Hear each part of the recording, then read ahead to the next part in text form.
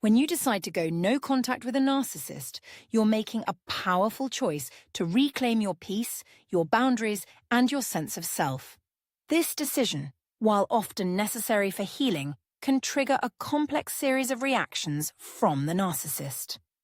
Understanding what narcissists do when you go no contact is crucial, not just for your own peace of mind, but for your safety and continued growth.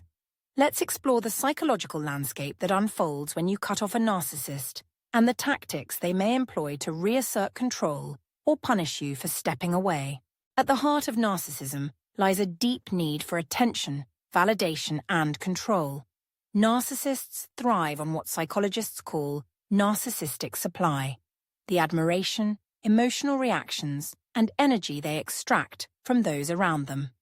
When you go no contact, you sever this supply, leaving the narcissist feeling exposed, powerless, and vulnerable.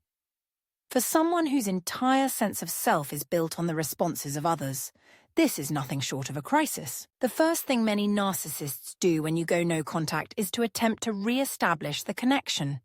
This often begins with a barrage of messages, phone calls, emails, or even unannounced visits. The tone may range from pleading and apologetic to angry and accusatory, depending on the narcissist's personality and their assessment of what might work. They may promise change, express sudden self-awareness, or declare undying love. These attempts are rarely genuine. Instead, they are calculated moves designed to draw you back in and restore their sense of control. If direct contact fails, the narcissist may escalate their tactics. One common strategy is to enlist others, mutual friends, family members, or colleagues, to act as intermediaries. They might paint themselves as the victim, claiming that you are being unreasonable, cruel, or unstable. This is known as a smear campaign, and it serves two purposes. It punishes you for leaving by damaging your reputation, and it pressures you to break your silence and defend yourself. The narcissist hopes that the discomfort of being misunderstood and maligned will be enough to make you re-engage. Another tactic narcissists use is what's called hoovering, named after the vacuum cleaner for its ability to suck you back in. Hoovering can take many forms, from grand gestures and gifts to sudden emergencies or crises that require your help.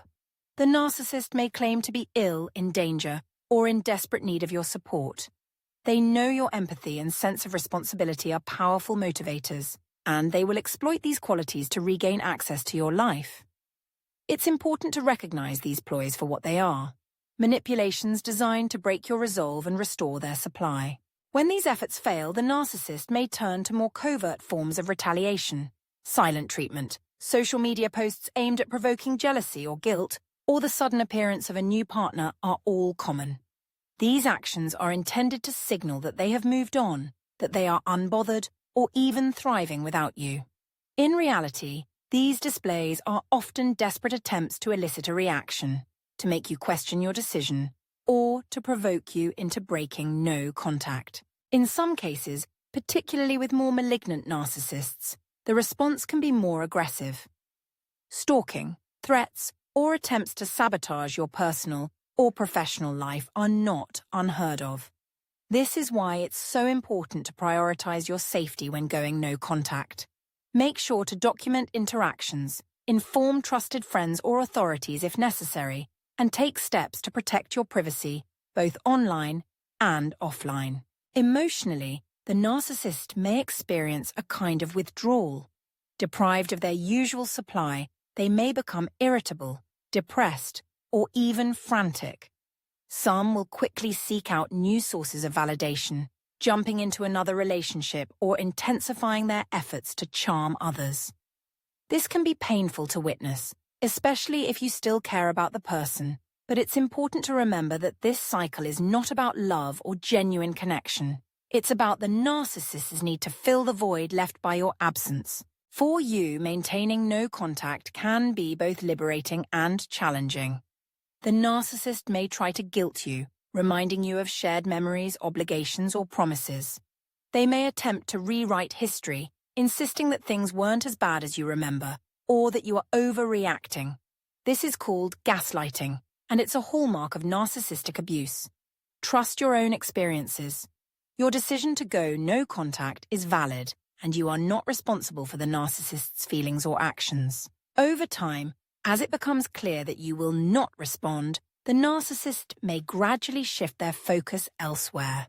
This can bring a sense of relief, but it may also be tinged with sadness or regret.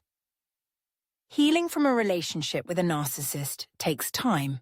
It's normal to grieve, to question yourself, or to feel moments of doubt.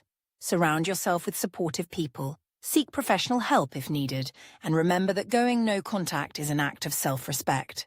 In the end, what narcissists do when you go no contact reveals much about their inner world. Their frantic attempts to re-establish control, their manipulations, and their retaliations are all rooted in fear. Fear of abandonment, of insignificance, and of facing their own emptiness. While you cannot change the narcissist, you can change your own life. By holding firm to your boundaries, you are breaking the cycle of abuse and opening the door to genuine healing and growth. Remember, the path to recovery is not always linear. There will be moments of doubt, but also moments of profound clarity and strength. Each day you maintain no contact, you are choosing yourself, your peace, your dignity, and your future, and that is a choice worth celebrating.